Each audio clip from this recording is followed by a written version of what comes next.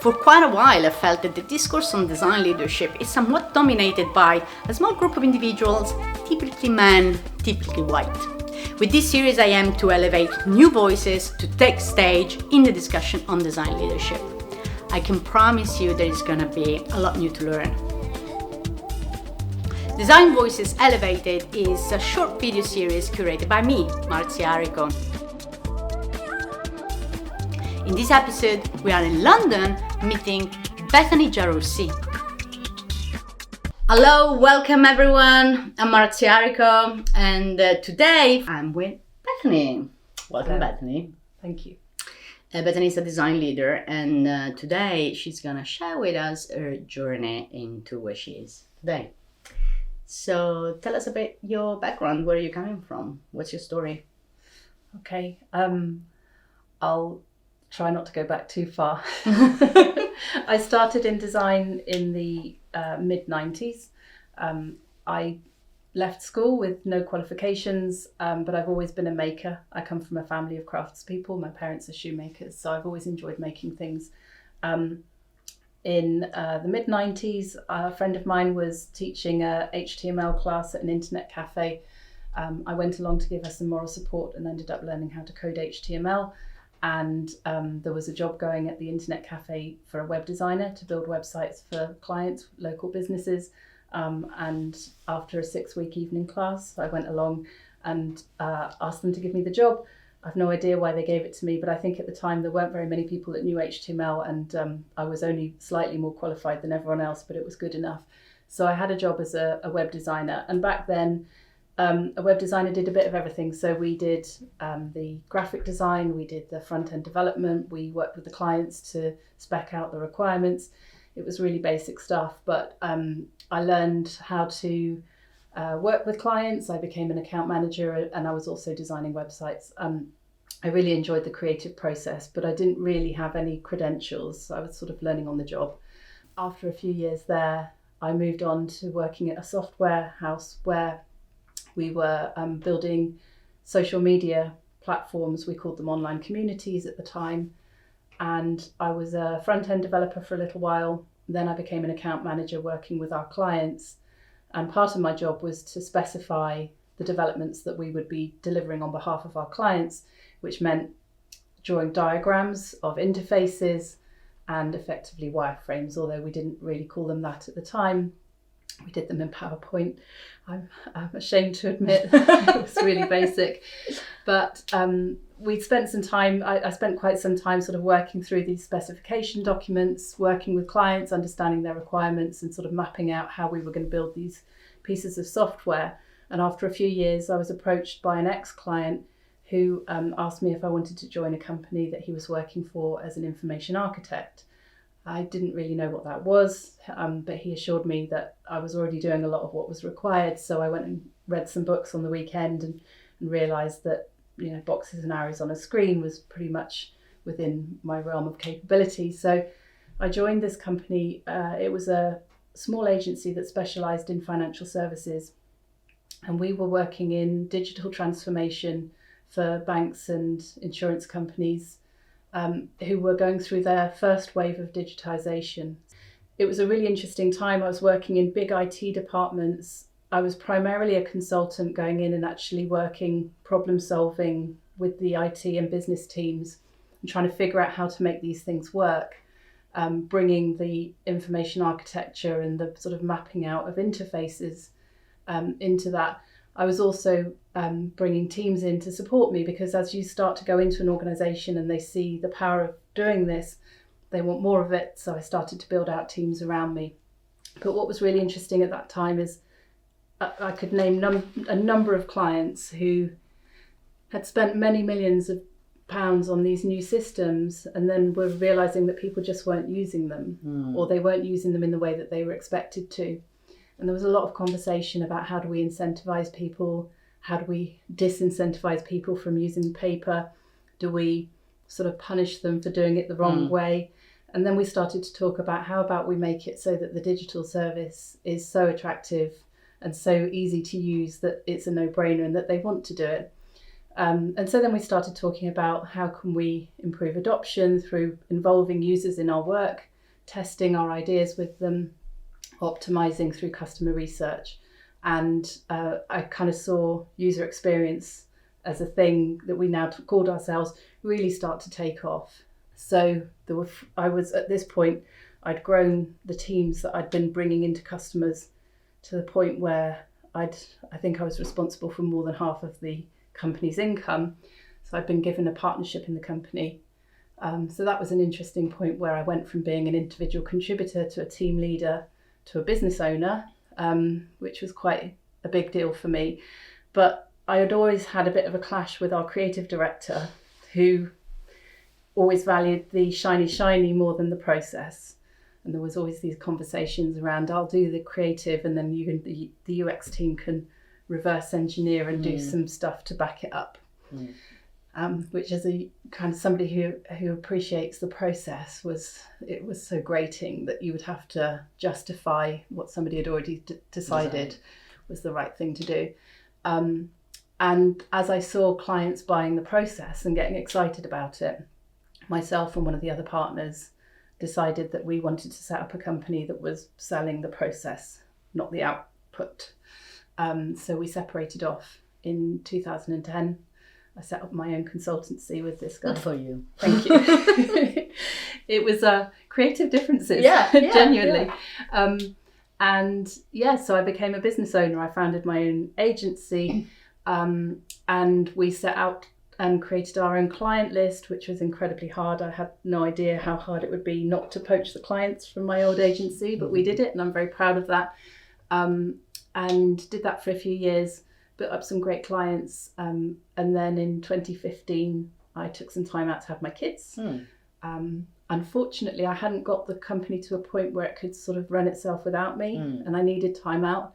So we wound that up, but I had made enough money to be able to take 3 or 4 years off work, which was very good. And then in 2016, came back into work. 2017, came back into work. Worked for a big high street bank as head of UX. And I worked at a French IT outsourcing company. It's a European company, as a practice director for experience design. I was responsible for an acquisition in that time, so I became somewhat of an expert on M&A, and sort of strengthened again my being a business leader, not just a design leader. I shouldn't say just a design leader, but I was also a business leader in that, and learnt some really interesting things along the way.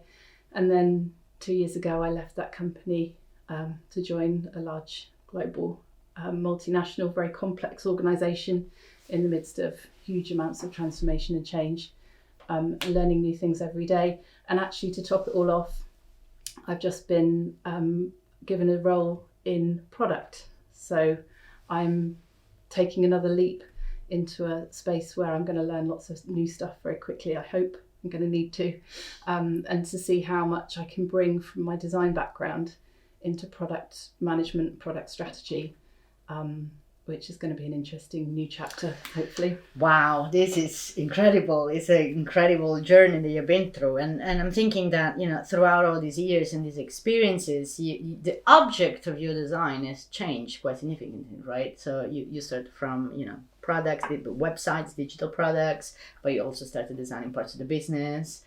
You also started designing teams. Right now you are, again, in a more product kind of role, if you like, but in a very different context, in a very different way.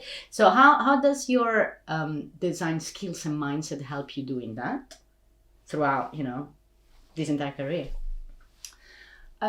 It's a good question. I'm not sure. I would say, though, that the thread through all of those things is design to me is in service of the problem that you're trying to solve. And so wherever you find a problem, you can bring design methods and a mindset, I guess, to addressing them. And that mindset is around curiosity, open-mindedness, but also empathy and bringing people together and collaboration. So for me, design is less about the artifact, although there are times when crafting a beautiful artifact is incredibly satisfying. But when I think of design, I think much more broadly about that mindset, that set of tools that could be applied to designing a team, or designing a pair of shoes, or designing a service or helping to transform an organization. And I guess that's where the power really comes, when you detach it from the execution and production of a thing and think more broadly about what design can represent.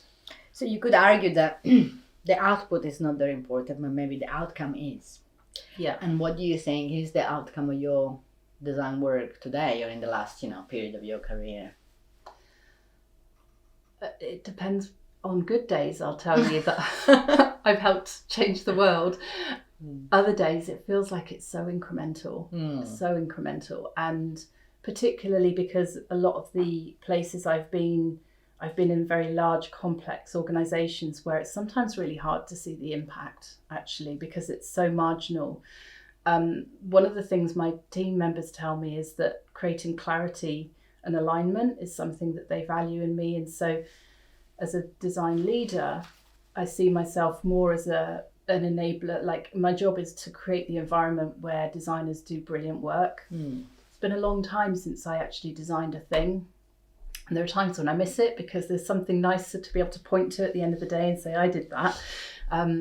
Even if it's a blueprint or, some kind of artifact or deliverable, it's very rare that I have those to my name, but to see how the people around me are given the environment to thrive. And I think one of the things I've developed over my career that doesn't come easy to everyone, but is really helpful when it's done well, is bringing people along with you.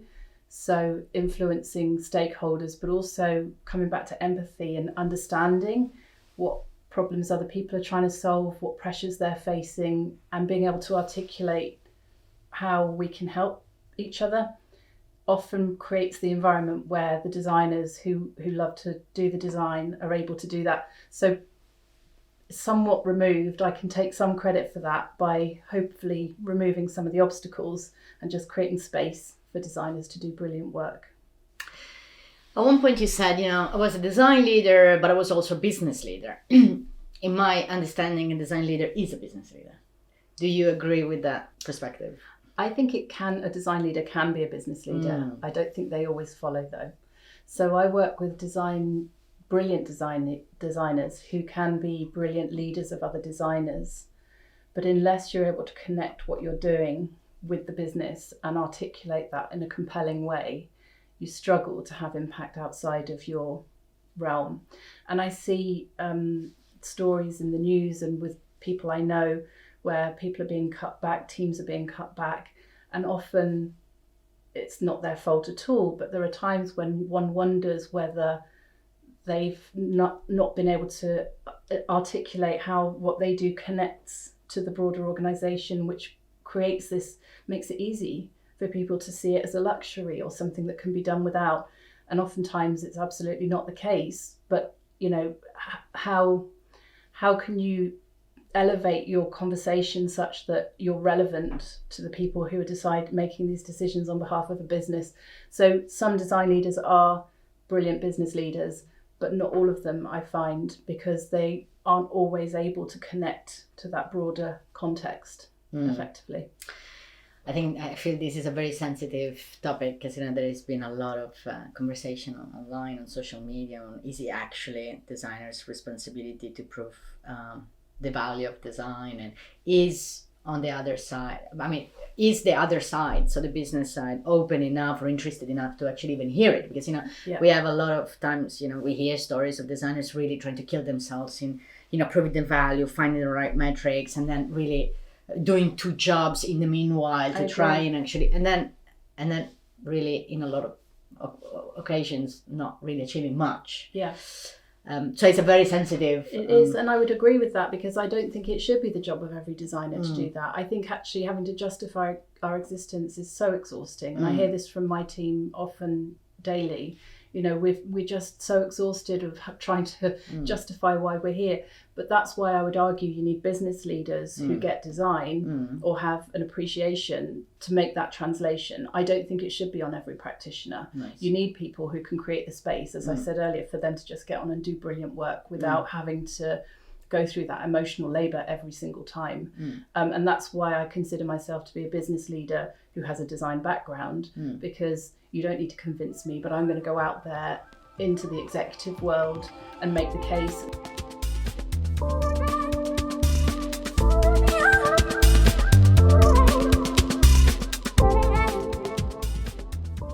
You mentioned a couple of times empathy as a key thing in your work. Would you define yourself an empathic leader, and what does it mean? I would hope to be an empathic leader. I try not to blow my own trumpet, but somebody said to me a little while ago that I lead with compassion, and I was really proud of that. I was like, of all the things you could tell me, I'm happy with that one. I don't think it's something that you engineer, but you do have to be sometimes a little bit intentional about it, and I'm as guilty as everyone. Kind of taking my ego gets in the way sometimes, and I don't always have a huge amount of patience for people, but I do try and check myself. So empathy and compassion, I think, are important qualities that are sometimes overlooked actually in business. As you get higher up, people seem to think that you need to be cutthroat and bolshy and bold, and some of those kind of descriptors that I don't feel I need to be. I think there have been times when I've wondered whether I need to become more like the people around me in the environments that I find myself in, and I've tried not to, because if I have to become a different type of person, I'm not sure I want it, if you see what I mean. So for me, empathy is really important, and it's something that I think is a good human quality, but also one of the things I've learned in my design work is that it's actually good business as well. So, to be able to draw a line between things like spending time with customers and understanding their problems and what's important to them as a good moral thing to do, but also then to be able to say, and it generates better business outcomes. You make more money if you do that as well. It's like, why wouldn't you? But for me, it's a human quality first and foremost, and then it's also something that can be good for business. So yeah, I try. I don't always get it right, but that's something that I would try. How do you manage to do that when on the other side you have a person that doesn't actually necessarily reflect your value system or your own way of seeing the world? I can imagine, especially internally with peers or even with superiors, more senior leaders, that might be the case. So how do you navigate that? How can you, because it's easy to be empathic with someone that you kind of like or respect, but it's a different ballgame when on the other side there is someone that you don't necessarily respect. It's true. I'd say I've become quite choosy about the companies that I decide to go into, and for me culture is really important, and so I do try and find organisations that have strong values alignment with mine as a start point, but as you say, you'll always encounter people who you find difficult. My inclination, as I'm quite an introverted person, is I would tend to just avoid them. And for many parts of my career, I can think of times where there have been people who've been difficult to deal with, people who I've had to get along with and I've just not wanted to, and I've avoided it, and it's never served me well. So recently I've been practicing radical candor, I guess, as an approach, being much more direct. And I've actually been quite surprised. There's been some people, particular individuals I could think of, where I've had very difficult relationships, and I've embraced the awkwardness and gone into conversations where I've been very direct and candid.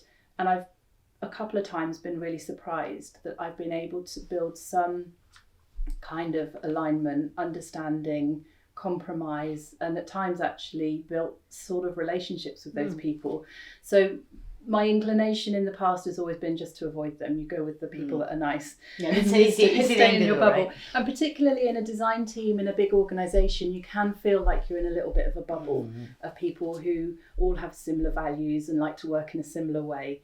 And it's easy to retreat into that, but I don't think it serves you in the long run. If you want to have broader impact, you have to find ways of getting on with people. So I'm no expert, but that's been my learning over recent years, is just to step into that uncomfortable space, have the really awkward conversations, suck it up, realise that it's probably as awkward for them as it is for you. The other thing I've learned is that silence is really powerful. And that is so true. Just being really good at saying something direct, respectful, but very true, and then just holding that silence and letting the other person absorb it. If you can live with that uncomfortableness, you can sometimes come out of those things feeling quite powerful. It's like, actually, I didn't crumble. I didn't fill the space with lots of explanations, and you can feel quite strong as a result of that. That's a golden nugget, I have to say. Okay, so great. Can you tell me about one thing that changed everything for you? One thing. Yes, I can actually. One thing. I was working at a company which was very legacy in its way of thinking about technology, and design was very much an add-on. It was very much in the production execution end of things. It wasn't seen as a strategic function. We had lots of great designers doing brilliant work, and actually some great strategic designers, but at the top end of the company it was seen as, they used to call it UX UI, as it one word, UX UI. And I don't want to diminish the role of UX and UI. I love the craft, but there's so much more, as we know, to design and what it can bring to a company. And in this organisation, we were working with really large organisations that needed to have quite transformational impact on the world. You know, big government organisations and big infrastructure organisations and financial services, etc. Anyway, I was leading teams of designers, but I knew that we needed to make a step change to have the impact that we needed in this organisation. A vast organisation, very engineering led. We were only scratching the surface of what we could do with design. And somebody said to me that we should think about doing an acquisition. And a few weeks later, I was at a dinner for senior leaders in the company. And it was one of those big kind of ballroom setups with the tables set out. And we went in, there's probably about 500 people there. No seating plan, so everyone was just sitting at tables. And I saw our CEO sat at one of the tables on his own, and he was preparing his speech. He was going to do a talk later. And everyone had sat different tables around. No one sat next to him. And I said to my friends, I'm going to go and sit next to him. And they were like, you're mad. Why would you do that? And I was like, no, trust me, I'm going to do it. It'll be fine.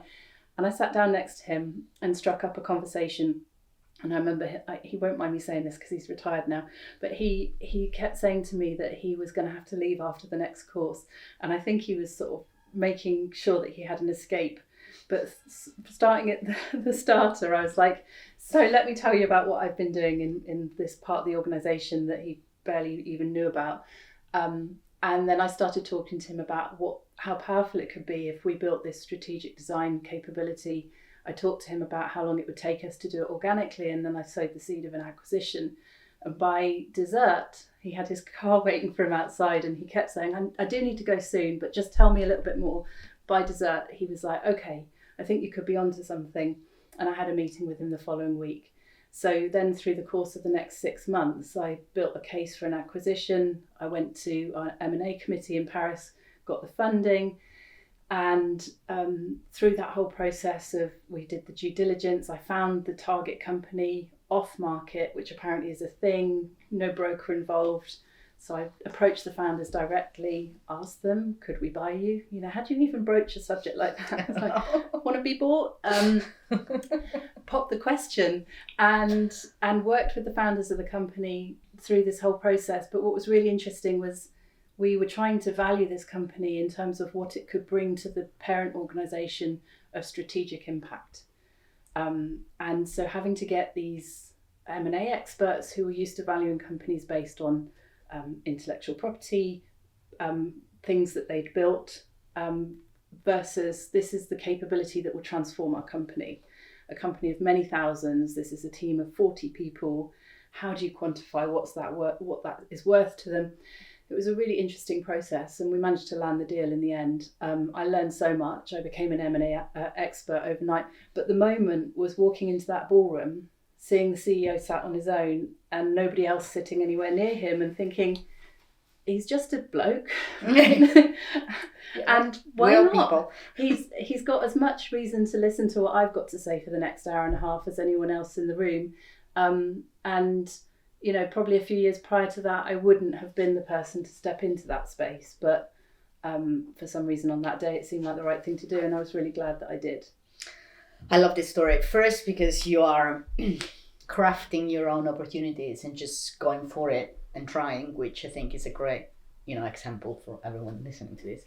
But the other thing that I'm really interested in is that you said on a couple of occasions already, and overnight I became an expert, which I love, because you see out there are so many people that, feel this sense of imposter syndrome, not being quite ready yet to do a thing, and not quite, feeling it's the right moment to try. And your story is beautiful because you just went there and did the thing, and then people at one point recognized you as an expert for it. And you might not necessarily have felt yourself an expert. Plenty of times I didn't, but what was actually a real revelation to me going through that particular process was that I discovered in that particular organisation lots of people who'd been in career for a very long time, very trusted advisors to the CEO, many of whom were middle-aged white men in suits, some a little bit more than middle-aged as well actually, but they were all trusted advisors, and I ended up working closely with a number of them through that process, and I realised that actually they didn't know a huge amount more than I did. Some of them had particular areas of expertise, but they were just making it up as they went along as well. I was teaching them about what a design agency was and why that was important, and they were learning from me. There was a legal advisor I worked with and a financial accountant that helped with the due diligence, and they were deep subject matter experts, and I leaned on them and we worked hard, the three of us. We drove that thing. But around us, there was a whole entourage of people who were keen to be involved so that they could claim part of our success and contribute. I'm sure there was some valid contribution, but by and large, they were all winging it as much as the rest of us. And so that really helped.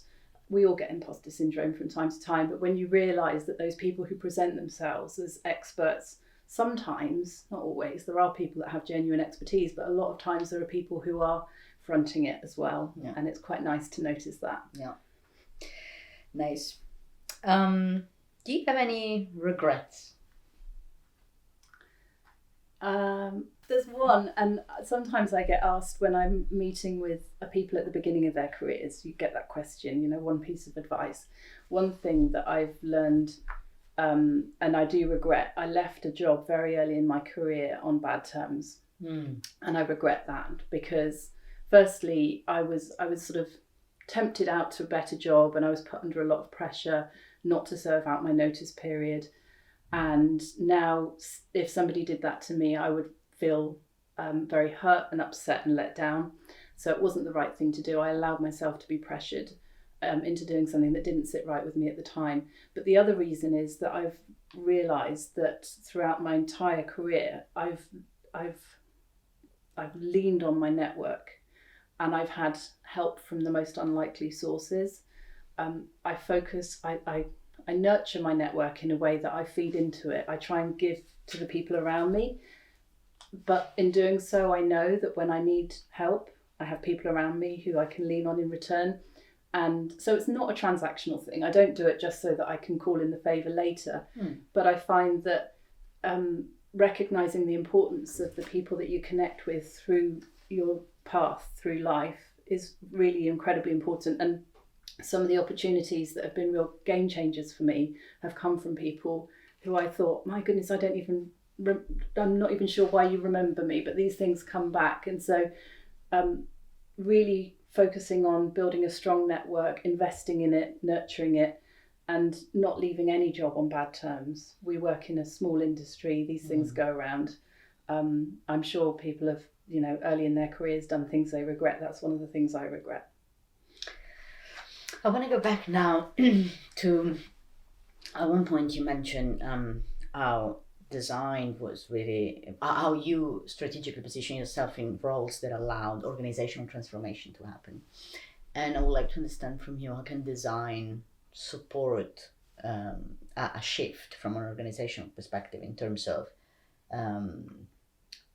focus, in terms of mindset, in terms of strategy? How have you seen that happening, and what's the role of design leader to support that? So I think there's a number of ways that design can have an impact in that way. So there's one which is around thinking about how design is actually less about the thing and more about a toolkit for problem solving.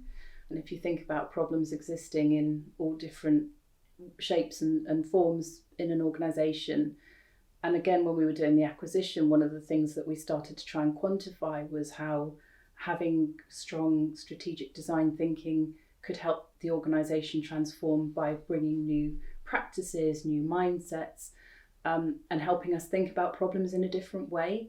That kind of curiosity and innovation that comes from design practices that can be the difference between a company that continues to tweak itself versus a company that makes a step change and genuine transformation.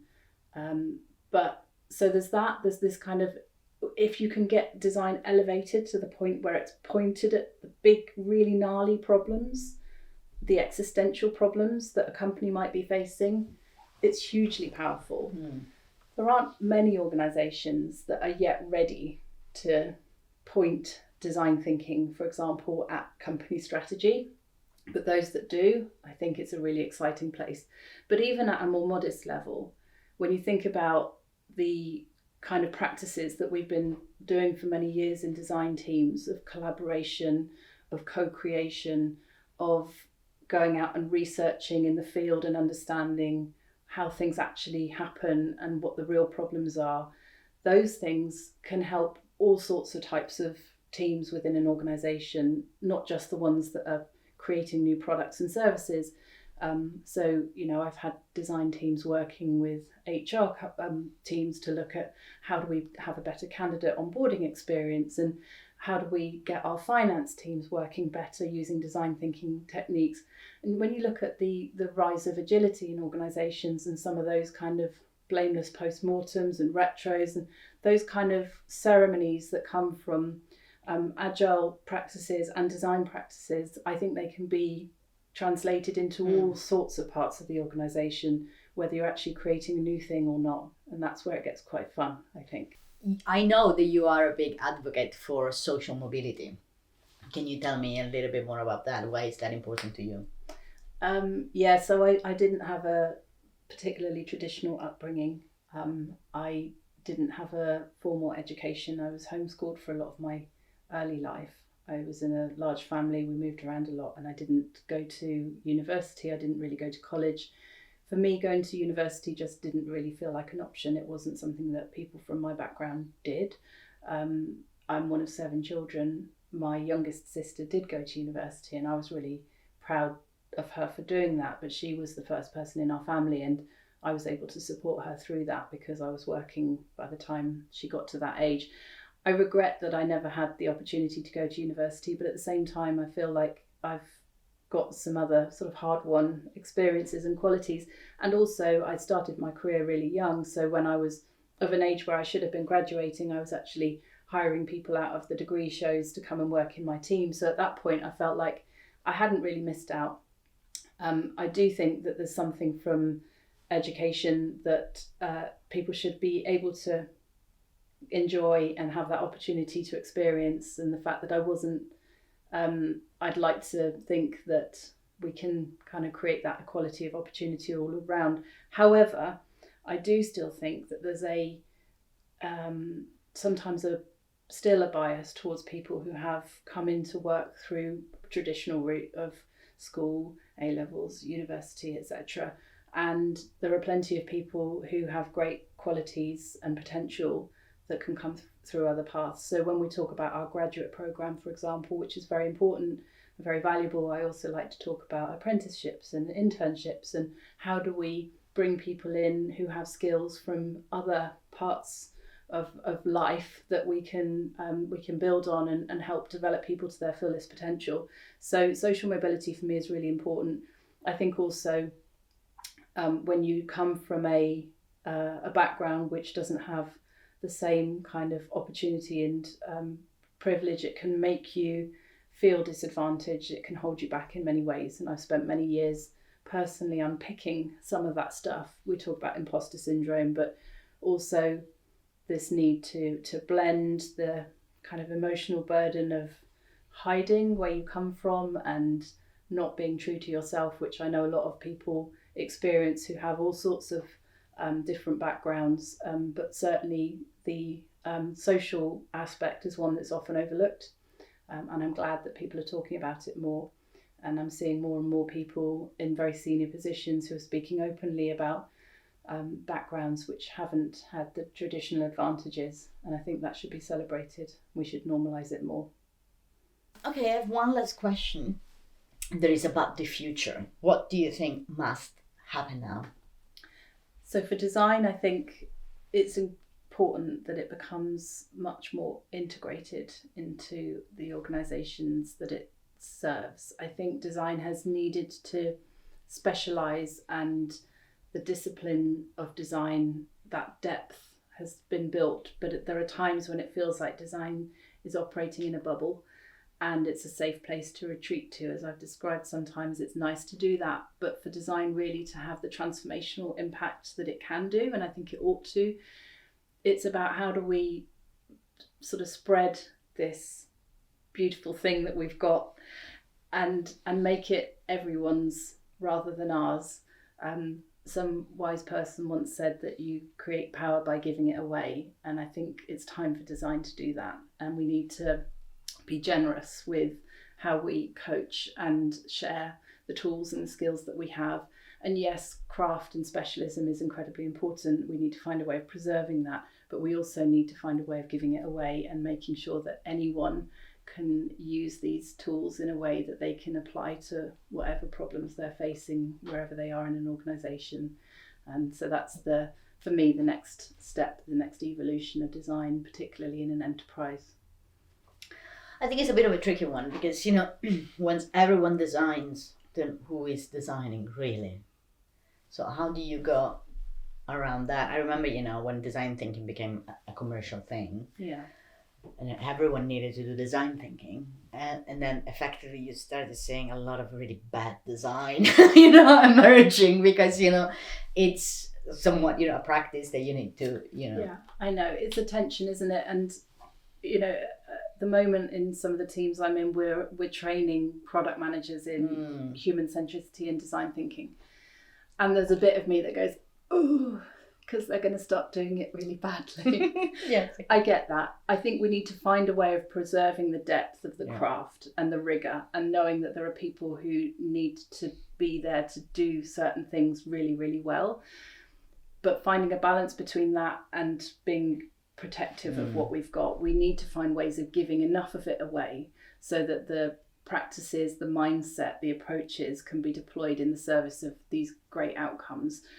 But hopefully building better customers of our design products so that they know when to bring us in to get deep into the craft, and finding ways. It's not easy, but we need to hold those two things in tension, because otherwise design is too often becomes separated from the organisation that it's there to serve, and separated from the business and the strategy and the outcomes that we're driving as well. I don't have the answer, but that's something I'm going to be thinking a lot about over the coming years, is how do we integrate more effectively into the organisations that we serve in a way that preserves the craft but democratises the power of the tools that we have. I hope you enjoyed this episode. Feel free to share it with your network, and if you want to support my work, please subscribe to designmavericks.substack.com. See you next week.